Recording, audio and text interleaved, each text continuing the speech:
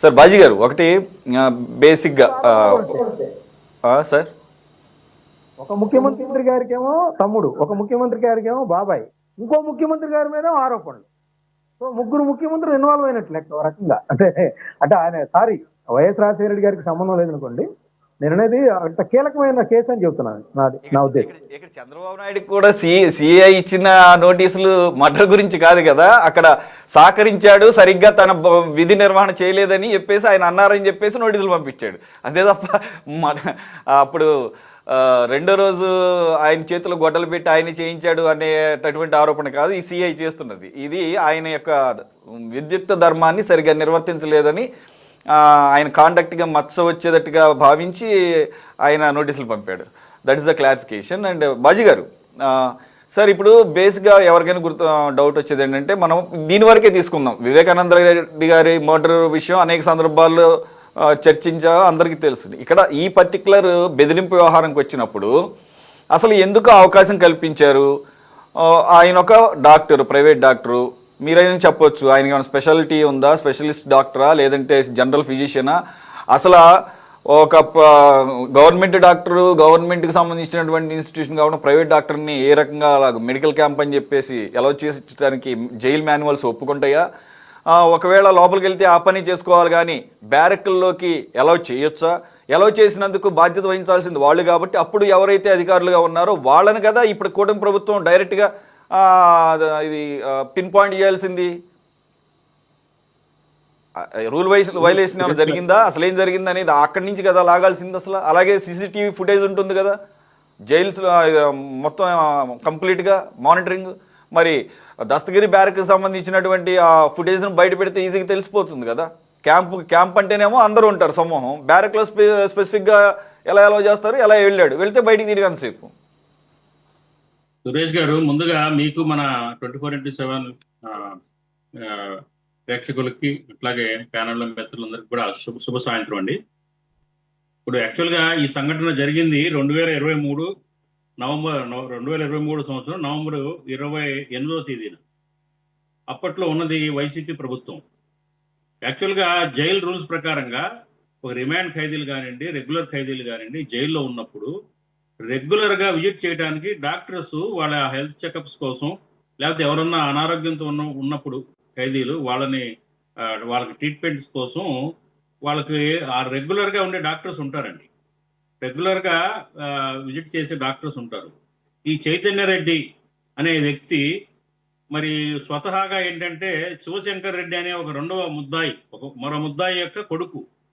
ఇక్కడ ముఖ్యంగా గమనించాల్సిన అంశం ఇది. అతను రెగ్యులర్ డాక్టర్ కాదు. మరి మెడికల్ క్యాంపు నిర్వహణ పేరుతోటి అతను జైల్లోకి వెళ్ళి దస్తగిరిని బెదిరించాడు అనేది దస్తగిరి యొక్క వాంగ్మూలం.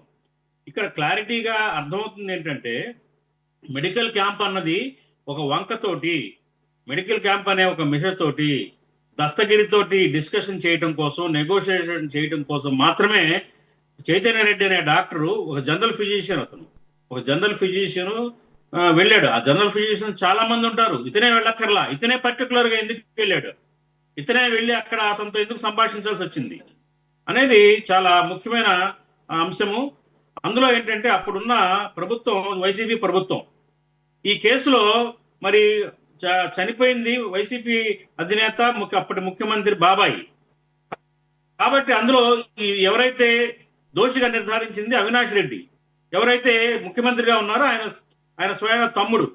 ఏదైతే సిబిఐ ఇప్పుడు మనకు తర్వాత క్రమంలో నిర్ధారించిన అంశంలో ఏంటంటే, దీని మూలాలన్నీ కూడా అవినాష్ రెడ్డి దగ్గరే ఉన్నవి, అతనే దోషి అని సిబిఐ నిర్ధారించిన నేపథ్యంలో ఏంటంటే, ఖచ్చితంగా బెదిరించడానికే వెళ్ళినట్టు ఎవరికైనా అర్థమవుతుంది, చిన్నపిల్లలకైనా కానీ. అతను స్వయంగా ఆల్రెడీ ఏంటంటే 6 చనిపోయిన నేపథ్యంలో దస్తగిరిని కూడా చంపేస్తాము, నువ్వు అప్రూవల్గా మారటం కాదు, మాకు అనుకూలంగా ఉండు, మేము ఇచ్చే డబ్బు తీసుకో అని అతన్ని బెదిరించడానికి ఒక మీడియేటర్గా చైతన్య రెడ్డి వెళ్ళినట్టు క్లియర్గా అర్థమవుతా ఉంది.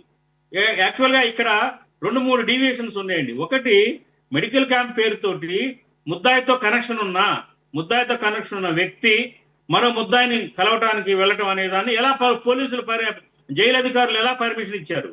గవర్నమెంట్ వాళ్ళదే కాబట్టి క్లియర్ కట్గా ఆ గవర్నమెంట్ వీళ్ళకి సహకారం లోపాయకారిగా అందించింది అనేది నిర్వివాదాంశం. అది క్లారిటీగా అర్థమవుతా ఉంది. కాబట్టి ఏంటంటే ఈ కేసులో అప్పటి ప్రభుత్వం కూడా మమేకమైంది, ప్రభుత్వం కూడా ఇన్వాల్వ్ అయింది, ప్రభుత్వం కూడా ప్రమేయం కూడా ఈ కేసు దర్యాప్తులో కానివ్వండి, కేసు నిర్వీర్యపరచడంలో కానివ్వండి, అడుగడుగున ఆ ప్రభుత్వం పనిచేసిందనే దానికి ప్రత్యక్షమైన ఉదాహరణ. మీరు అన్నట్లుగా ఏంటంటే సీసీ ఫుటేజీలు ఉండొచ్చు, లేకపోతే సీసీ ఫుటేజ్ తీసేసే ఉండొచ్చు కాక. ఎందుకంటే దురుద్దేశపూర్వకంగా జరిగిన ప్రక్రియ కాబట్టి ఇదంతా. సీసీ ఫుటేజీలు కూడా వాళ్ళు ధ్వంసం చేసి ఉండొచ్చు కాక. కానీ సీసీ ఫుటేజీలు ఒకటే కాదు, అసలు ప్రాథమికంగా చైతన్య రెడ్డి అనే వ్యక్తి దస్తగిరిని కలవటం అనేది తప్పు. ఆ కోణంలో నుంచే విచారణ జరపాల్సిన అవసరం ఉంది. చైతన్య రెడ్డి ముందస్తు బెయిల్ పిటిషన్ ఎందుకు వెళ్ళాడు?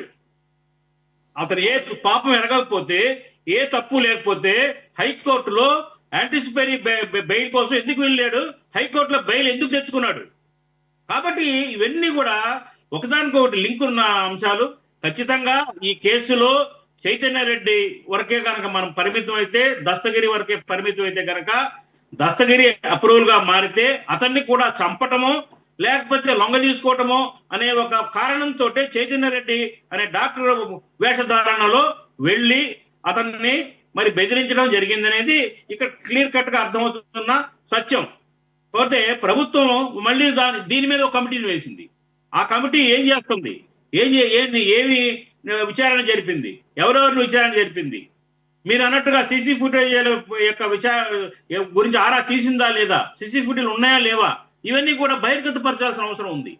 ఆ కమిటీ ఇప్పటి వరకు సాధించిన పురోగతి ఏంటి, ఇవన్నీ కూడా ఇక్కడ చర్చల్లో మనం మాట్లాడుకోవాల్సిన ముఖ్యమైన అంశాలు. కాబట్టి ఏంటంటే ఇవాళ ఇప్పుడు 6గురిని చంపేసిన తర్వాత ఇతన్ని కూడా ఉన్న ఏకైక అప్రూవల్ గా మారిన ఈ సాక్షిని కూడా బతకనిస్తారన్న గ్యారంటీ లేదు. కారణం ఏంటంటే చాలా పగడ్బందీగా ఈ కేసు నుండి బయటకు రావడం కోసం చాలా పెద్ద ఎత్తున డబ్బుని, శ్రమని, అలాగే మారణాయుధాలని, అనేక తంత్రాలని ఉపయోగిస్తున్నారు దోషులు. కాబట్టి ఏంటంటే ఖచ్చితంగా ప్రభుత్వం ఇప్పటికైనా కానీ ఏంటంటే ఆ దస్తగిరిని ప్రొటెక్ట్ చేయటం కానీ చేయాలి. అట్లాగా కమిటీ చేస్తున్న విచారణ ఏంటంటే బహిర్గతం పరచాలి. అట్లాగే సునీత గారు మళ్ళీ ఫైటింగ్ స్టార్ట్ చేసింది. మళ్ళీ ఈ కేసులో మళ్ళీ స్టార్ట్ చేసింది ఫైటింగ్. సునీత గారికి ప్రభుత్వం అండగా నిలవాల్సిన అవసరం ఎంతైనా ఉందని చెప్పేసి నేను అభిప్రాయపడుతున్నాను. సురేష్ గారు, అది కరెక్ట్. అది ఇప్పుడు సిబిఐ మీరు ఆదేశిస్తే మేము విచారణ కొనసాగిస్తామంటాం ఏంటి? ఇక్కడ ఇవన్నీ ల్యాప్సెస్సే కదా. దీని సంగతి ఏం తేల్చదా? అంటే సిబిఐ ఎంక్వైరీలో భాగం కాదా ఇది? ఏమైనా సెపరేట్ కేసు అవుతుందా?